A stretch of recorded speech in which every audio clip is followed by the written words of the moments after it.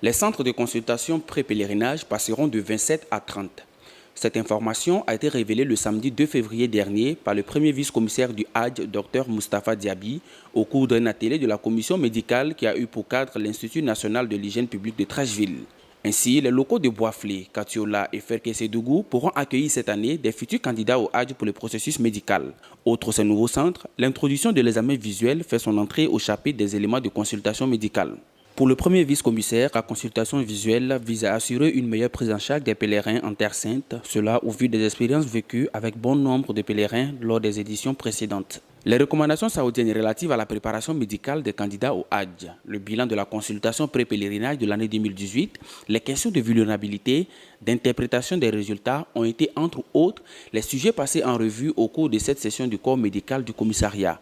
À cette occasion, le premier vice-commissaire du Hadj, Dr Moustapha Diaby, a félicité ses acteurs médicaux pour les performances, toute chose qui a été couronnée par un prix décerné par les autorités saoudiennes en charge des questions du Hadj et de la santé.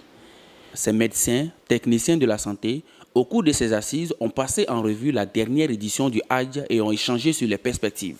Je pense qu'il y a des innovations cette année. Il fallait connaître ces innovations pour que nous soyons opérationnels lors de ces consultations pré-pèlerinage. Si les pèlerins font une consultation pré-pèlerinage réussie, je pense qu'ils n'ont aucune difficulté pour réussir les Hadj. Cette année, il y a la consultation ophtalmologique parce que les autres années, il y a des pèlerins qui venaient. Bon, ils ont les yeux ouverts, nous avons l'impression qu'ils voient, ils te disent qu'ils voient, alors qu'en fait, ils ne voient pas.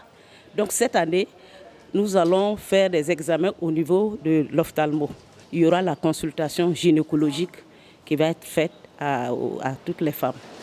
Je suis vraiment satisfait de cette formation parce que ça va nous donner les dispositions à prendre pour mieux prendre en charge les pèlerins ivoiriens. Un appel également a été lancé à la célérité aux futurs candidats. Les futurs pèlerins doivent rester à l'écoute. Dès que le lancement sera fait, ils auront la date de début des consultations aussi. Il faut qu'ils se tiennent prêts parce que depuis 2 ans, les choses vont très vite. L'année dernière, c'est en moins de 3 semaines qu'on a bouclé le quota. Donc il faut que d'ores et déjà, ils commencent à faire leur passeport et puis il va rester la consultation médicale pré-pèlerinage. Pour rappel, tout candidat au Hadj doit d'abord se rendre dans un centre de consultation ouvert à cet effet pour obtenir le certificat d'aptitude médicale avant tout paiement dans un guichet du Trésor, faisant de la consultation médicale la porte d'entrée du processus du Hadj. Chaque année, des millions de personnes convergent en Arabie Saoudite pour l'accomplissement du Hadj, le 5e pilier de l'islam. Pour l'édition 2018 du Hadj, la Côte d'Ivoire a disposé d'un quota de 6 800 places, dont 5 000 pour le contingent étatique et 1 800 pour les opérateurs privés.